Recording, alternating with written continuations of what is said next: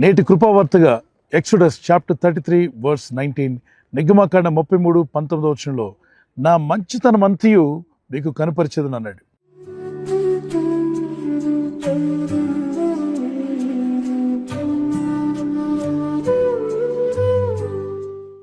మన జీవితాల్లోనికి ఆయన మంచితనం అంతయు తీసుకొస్తాడు. ఆయన మంచితనం ఎంత గొప్పదో ఒకసారి ఆలోచన చేయండి. ఆయన మంచితనాన్ని మనం మెజర్ చేయలేం. అంత గొప్ప అద్భుతమైన సృష్టికర్త అనే దేవుడు ఆయన మంచితనం అంతా మీకు కనుపరుస్తానని వాగ్దానం చేశాడు. ఒకసారి మంచి అన్న విషయాన్ని గుర్తు చేసుకున్నప్పుడు జెనసిస్ చాప్టర్ 1 ఆదికాండం 1వ అధ్యాయంలో మనకు కనిపిస్తుంది.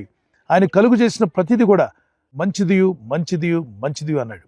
ఆయన నేచర్ని చేసినప్పుడు ఆకాశ పక్షులను భూజంతువులను సమస్తాన్ని కలుగు చేసినప్పుడు మంచిది మంచిది మంచిదని చెప్పినట్టుగా మనం చూస్తున్నాం.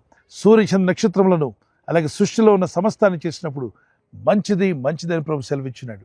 ఈరోజు వాక్యం పెట్టిన ఆత్మీయులారా, ఆయన మంచితనం అంతా కూడా ఆయన విశ్వాసం వచ్చిన మన జీవితాల్లోకి తీసుకొస్తానని కనుపరుస్తానని వాగ్దానం చేసిన దేవుడు మీ జీవితాల్లో కూడా తన కృపను అనుగ్రహించి బలపరచునుగాక.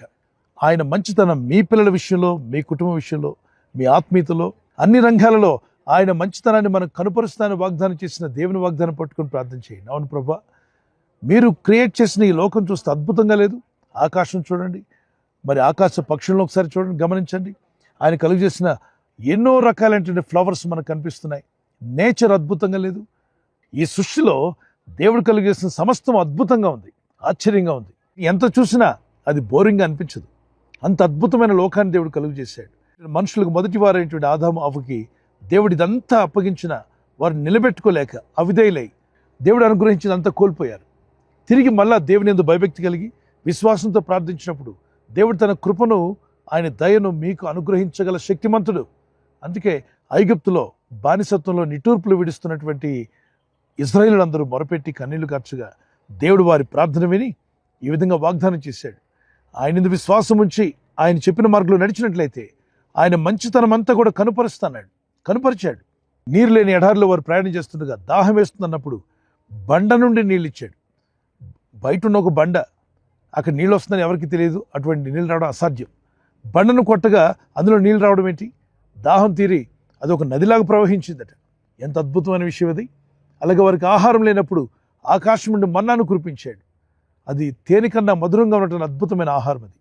అలాగే వారు వెళ్తున్న మార్గంలో ఎన్నో శోధనలు, ఇబ్బందులు వచ్చినప్పుడు వారిని తప్పిస్తూ వచ్చాడు.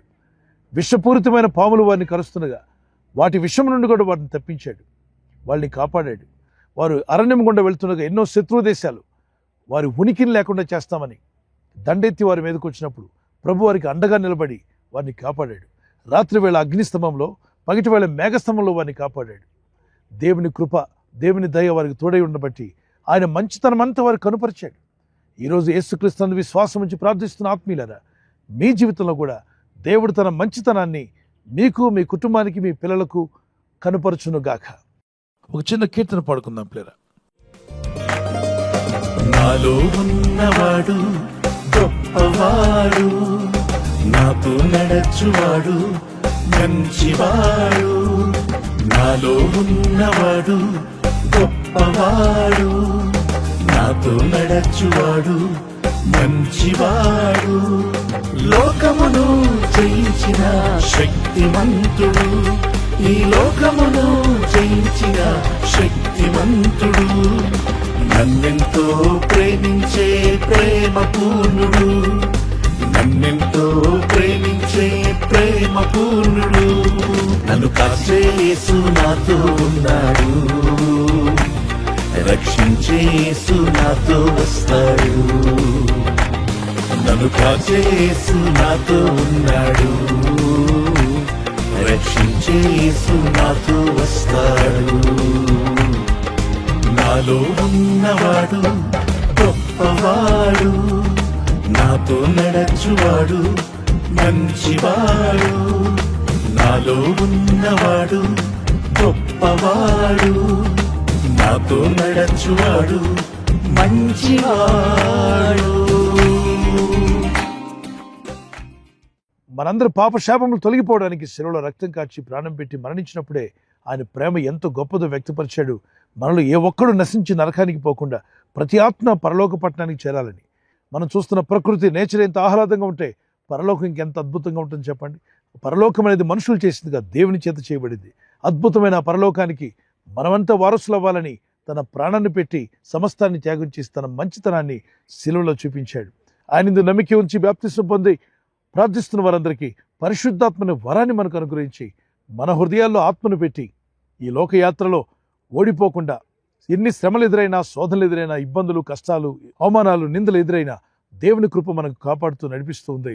ఆత్మదేవుడు మనల్ని ఆదరిస్తున్నాడు, బలపరుస్తున్నాడు, ఓదారుస్తున్నాడు. ఆ కృపగల దేవుడు మిమ్మల్ని, మీ కుటుంబాలను దీవించి వర్ధిల్ల చేయాలని మా ప్రార్థన. చిన్న ప్రేయర్ చేసుకుందాం. పరిశుద్ధమైన మా ప్రియ తండ్రి, నీ ప్రజలను జ్ఞాపం చేసుకునండి అయ్యా. నీ మంచితనం అంతా మాకు కనపరుస్తాను వాగ్దానం చేసిన నీ వాగ్దానం ఎత్తి ప్రార్థిస్తున్నాం. నీ ప్రజలు ఒక రోజున ఇదిగో దేవుడు చేసిన మేళ్ల గురించి సాక్ష్యం ఇచ్చే విధంగా అద్భుత ఆశ్చర్యకార్యాలు మీరు జరిగిస్తున్నందుకు స్తోత్రం. అన్నిటికన్నా గొప్ప రక్షణ మాకు అనుగ్రహించావు. అదే గొప్ప మంచితనం నాయన. నీ గొప్ప మంచితనాన్ని మేము ఎల్లప్పుడూ సెలబ్రేట్ చేసుకునే విధంగా మా జీవితకాలం అంతా మీ మంచితనాన్ని బట్టి, మీ నమ్మకత్వాన్ని బట్టి మిమ్మల్ని స్తుతిస్తూ జీవించే కృప మా అందరికీ దయచేయమని ఈ ప్రార్థనలు ఏకీవచ్చిన ప్రతి ఒక్కరి జీవితాల్లో మీ మంచి కార్యాలు జరిగించబోతున్నందుకు స్తుతులు చెల్లిస్తున్నాను. శుభకార్యములు, మంచి కార్యములు వీరందరి గృహాల్లో యేసు నామములో జరుగును గాక. ఈ రోజు ప్రార్థించి ప్రయత్నించబోతున్న శంకుస్థాపన అయిన, గృహప్రవేశమైన, ఒక బిజినెస్ ప్రారంభిస్తున్నా, ఉద్యోగ ప్రారంభానికి వెళ్తున్నా, ఒక మంచి కార్యక్రమాన్ని ప్రారంభిస్తుండగా, నేను వారి బిడ్డల వివాహం కొరకు ప్రయత్నాలు చేస్తుండగా వారు చేస్తున్న ప్రయత్నాలు ఫలించలాగున మీ దూతలకు ఆజ్ఞాపించండి. ఎవరైనా హాస్పిటల్లో ఉన్నా, ఐసీయూలో ఉన్నా ప్రభు, ఎవరైతే సీరియస్ కండిషన్ లో ఉండి బాధపడుతున్నారో వారికి యేసు నామములో స్వస్థతను అనుగ్రహించండి. కృంగిపోయిన వారిని లేవనెత్తండి. మీ గాయపడిన హస్తమును చాపి వారికి ఉన్న సకల రోగాల నుండి విడుదల ఇచ్చేయి. వారిని లేపి నడిపించడాన్ని సాక్షులుగా నిలబెట్టుకోండి. ఈ ఉదయకాలం ప్రతి రోగి యేసు నామములో స్వస్థత నొందునుగాక.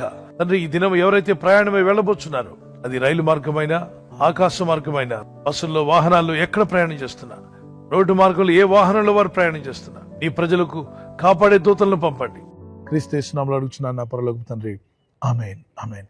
క్రీస్తు యేసు యొక్క కృపా సమాధానాలు మీకు, మీ కుటుంబాలకు సదా తోడే నడిపించును గాక. ఆమేన్. God bless you.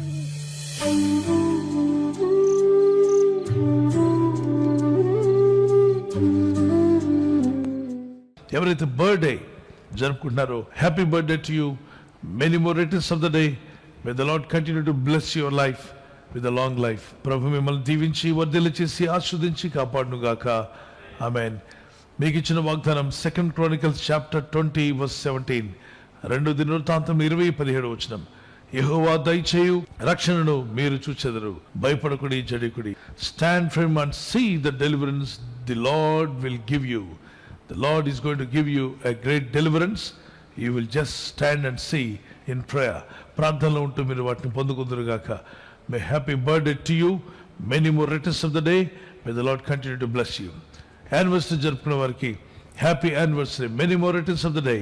ప్రభు రాకడ ఆలస్యమైతే silver jubilee, golden jubilee, platinum జరుపుకునే కృపా దంపతులని మీకు దేవుడు దయచేయునుగాక.